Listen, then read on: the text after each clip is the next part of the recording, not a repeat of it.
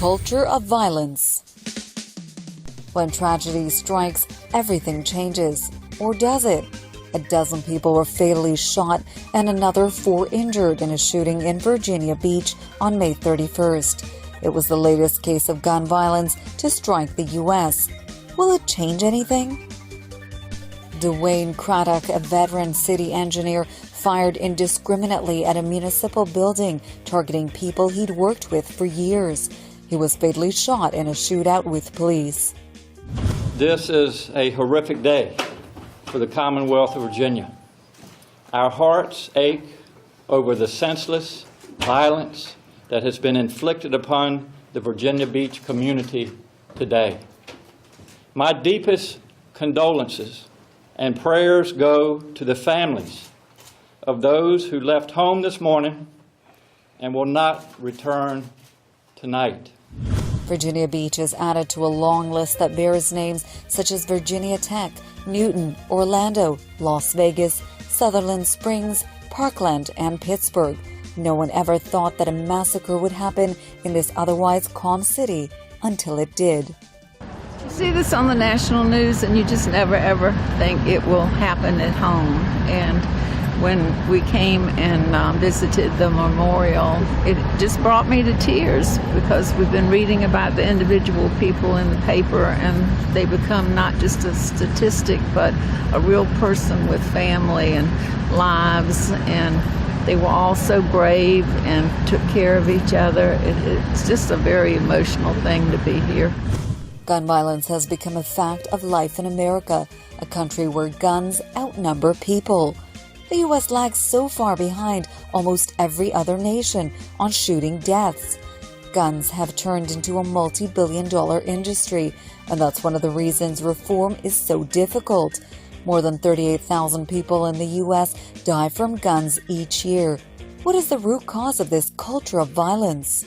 I think, first of all, the root cause is historical. As you know, this is a settler colonial society. That is to say, there was a European invasion of this continent hundreds of years ago, which led to the extermination of the indigenous Native American population and the importation of enslaved Africans, particularly from West Africa. It required violence to effectuate that kind of society, and that's reflected in the U.S. Constitution, the infamous Second Amendment to the U.S. Constitution, which fundamentally grants the right to bear arms, and that has been interpreted by the U.S. Supreme Court as an individual right to bear arms. And so there are more handguns in the United States of America today than there are citizens. 2018 was by far the most violent year for school shootings in America, and 2017 was the deadliest year in at least half a century for gun-related deaths. Many see the rise in gun violence as a reflection of the overall culture of violence in America. In the developed world, such a level of violence is almost unique to the U.S. Why is the American society becoming more and more violent? There are the contemporary issues. There are so many handguns and there's so much frustration because of unemployment, homelessness, and then there's this overlay of racism and white supremacy that helps to fuel the gun violence. I think that when you mix those two factors together, you'll begin to understand why there's so much gun violence in the United States today.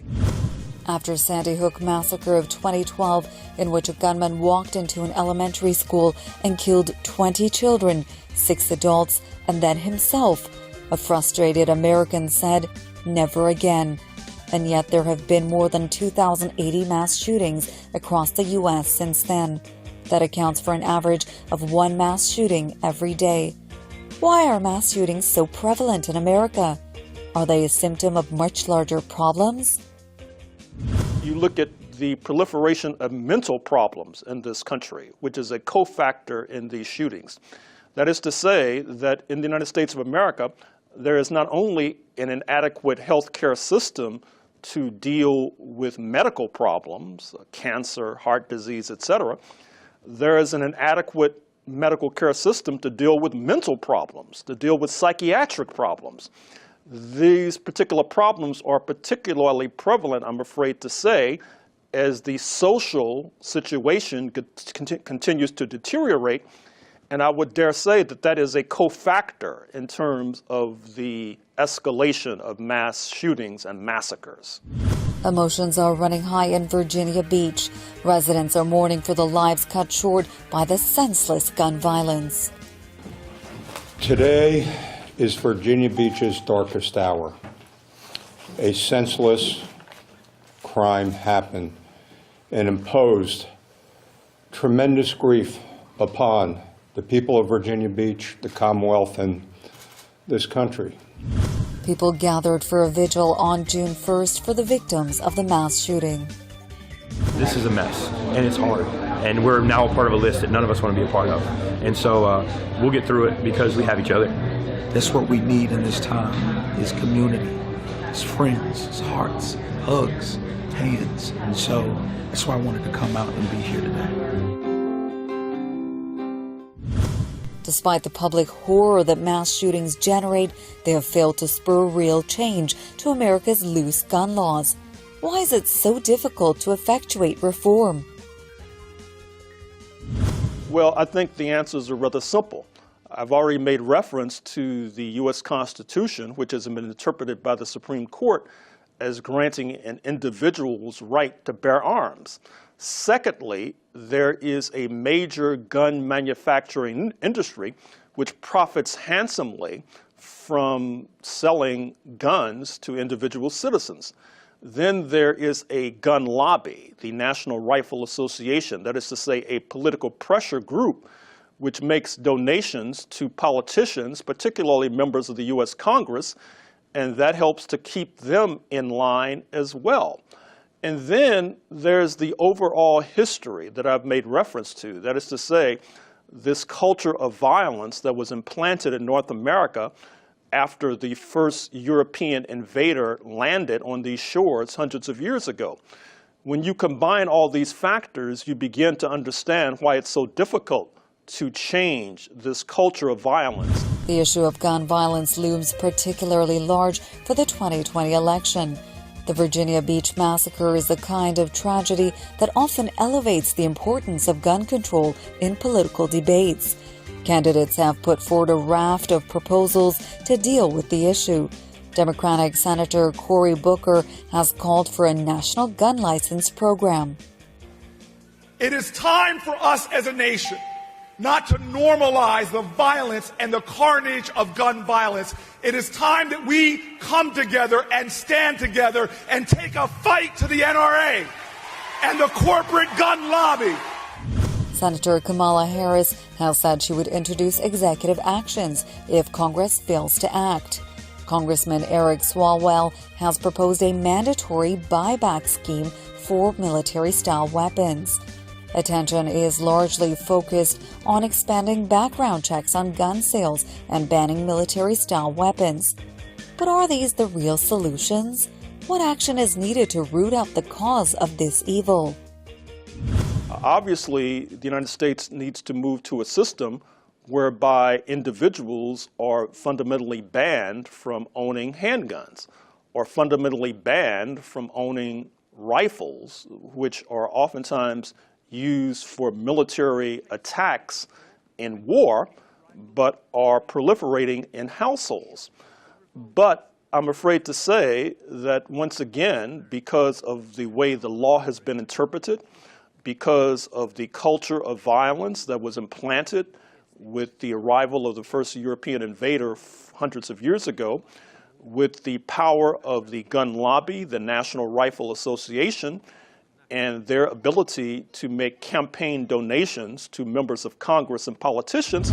Back in 2017, Trump became the first president to address the National Rifle Association in more than 30 years. It was a kind of hero's homecoming after the NRA spent about $30 million to put Trump in the White House. I was proud to receive the NRA's earliest endorsement in the history of the organization. And today I am also proud to be the first sitting president to address the NRA Leadership Forum since our wonderful Ronald Reagan. You have a true friend and champion in the White House. The vast majority of Americans support gun control reforms, and yet Congress has repeatedly failed to toughen the laws, even in the wake of mass shootings. We want a bump stock ban. We want assault weapons bans in all states. We want our Congress people to stop taking money from the NRA. And finally, and most importantly, we want the background checks to be reinforced. We want more background checks. We want it to be really hard to get a gun. I hope that the president will step up, stop accepting money from the NRA, because if all the deaths that have occurred aren't enough to convince him, then I guess it just has to be us protesting right now.